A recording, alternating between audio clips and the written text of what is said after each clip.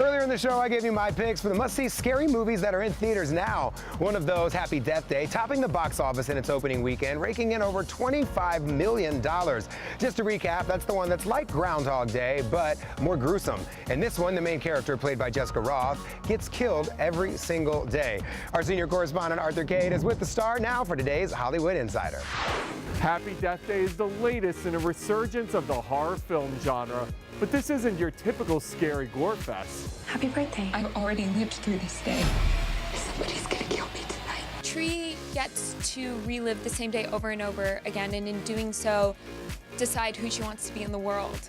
And so we may not have the same horrible nightmare of being forced to relive the day over and over again, but you can find the ways you want to treat people in the world and just be true to that. You have unlimited amount of lives, unlimited opportunities to solve your own murder. Talk to me about the comedy part of this, because obviously horror film's a horror film. How do you infuse comedy into something like this? Well, the funny thing I found is the setup of a joke and the setup of a scare are very similar. You kind of have to get the audience sitting in the right place and ramp it up, and there's a punchline in both things, and so they actually complement each other really well. Producer Jason Blum continues his massive win streak, following up on hits The Visit, Split, and Get Out, with Happy Death Day opening #1 at the box office. What is it about horror films right now? Why are people intrigued again? You know, I think there's an element of escapism in it. You get to go and like completely forget about all the crazy stuff that's happening, but also Jason's doing such an incredible job infusing horror films with other genres and making them more complicated and more complex and layered. And so I think that he's creating horror films that appeal to a larger audience. This movie centers on a female lead taking her fate into her own hands. It's important there are more roles like this, and so I'm excited to see that evolution continue to happen. Already with talks of a sequel, Happy Death Day may be the genre's newest blockbuster franchise.